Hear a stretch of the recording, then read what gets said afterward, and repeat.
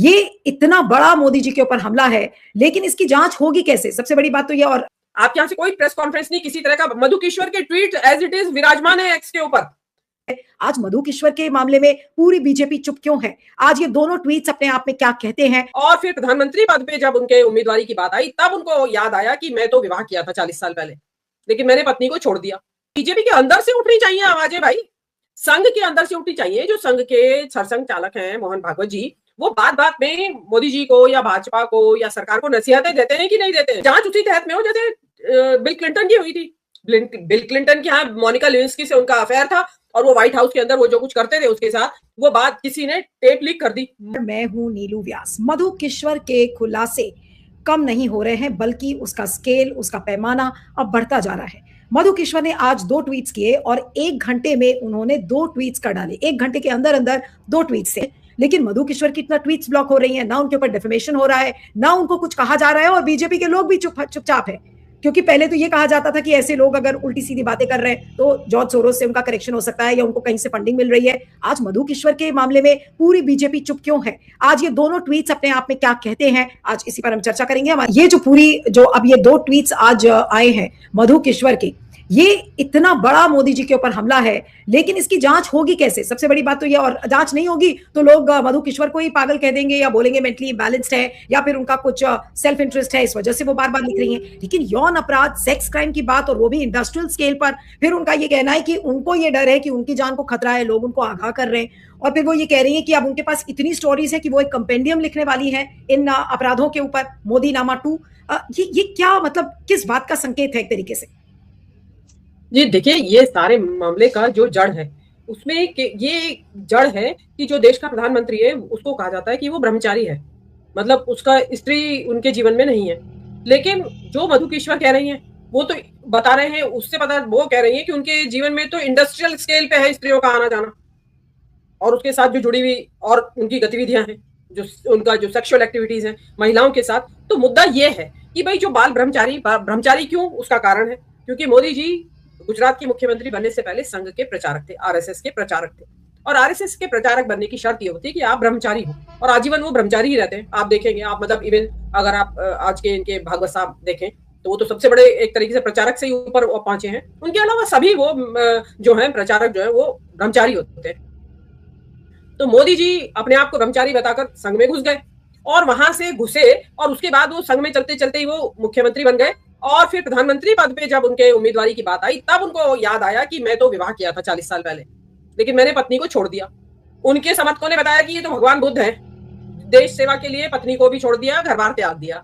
तो जब जिस व्यक्ति की एक छवि ये बनाई गई है और ये डिक्लेयर्ड है कि व्यक्ति ब्रह्मचारी मतलब स्त्री के बिना जीवन गुजार रहा है, तो उस व्यक्ति के जीवन में इंडस्ट्रियल स्केल पे स्त्रियां आ रही हो, वो भी सीएम हाउस में और पीएम हाउस में, तो ये तो जांच का विषय होना चाहिए कि अड्डा किस चीज का अड्डा बना रखा है आपने।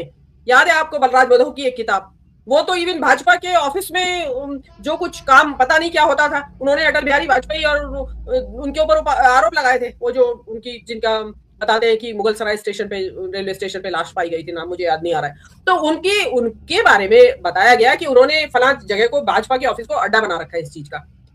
अब जो बात आ रही है कि किस चीज की जांच हो, भाई जांच उसी तहत में हो जैसे बिल क्लिंटन की हुई थी।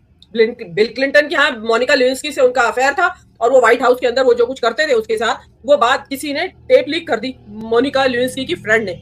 मोनिका लेविंस्की ने उनसे बात शेयर की और अपनी फ्रेंड से, और उस फ्रेंड ने उस बात को लीक कर दिया, उसने एक वकील को दे दी वो टेप।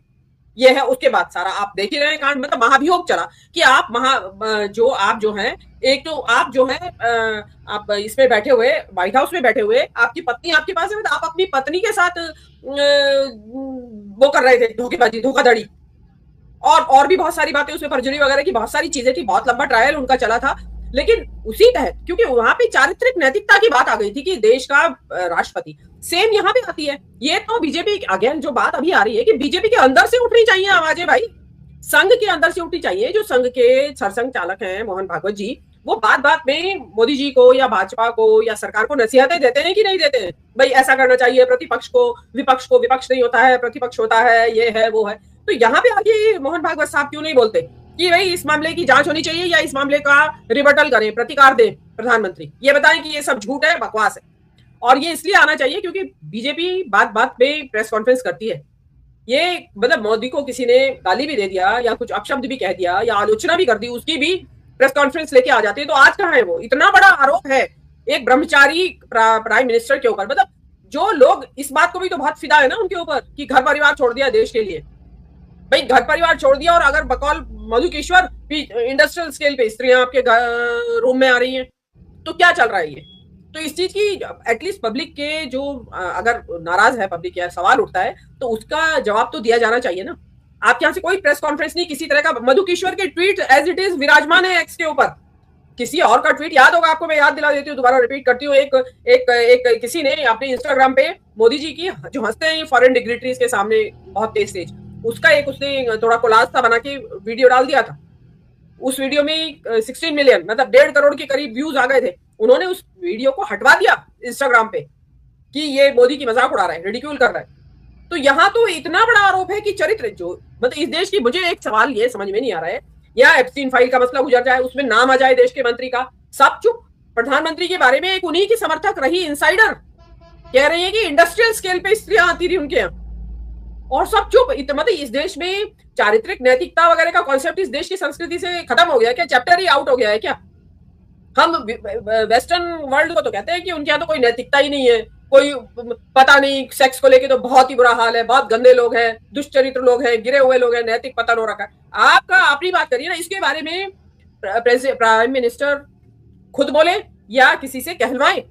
अपने जो नेता है, मंत्री है, वो कहलाए ना, सब चुप बैठे हैं। मतलब सबको एक्सेप्टेड है ये प्रधानमंत्री। और इसके अलावा भी जो मधुकेश्वर यही नहीं बोल रही है, एक जो आपने अनिल सिन्हा जी ने उठाया वैक्सीन के बारे में आरोप लगा रही है, दूसरा रूपाणी के बारे में जो एक्सीडेंट हुआ उससे आज तक पब्लिक को पता नहीं है कि वो विमान क्रैश कैसे हुआ था। लोग तो यही सोचते रहे कि फ्यूल टैंक का पाइप जो है वो ब्लॉक हो गया था या इंजन बंद हो गए थे विमान के। यहाँ तो वो कुछ और बता रही है। ये तो ऐसी बात बोल रही है वो कि मतलब भूचाल आ जाना चाहिए देश की राजनीति में। मतलब एक्चुअली तो वो ये कहना चाह रही है, मैं मधुकेश्वर के बकौल बोल रही हूँ, उनके इंटरप्रिटेशन दे रही हूँ, जो वो कहना चाह रही है कि भाई रूपाणी को मरवाया गया उसके बहाने।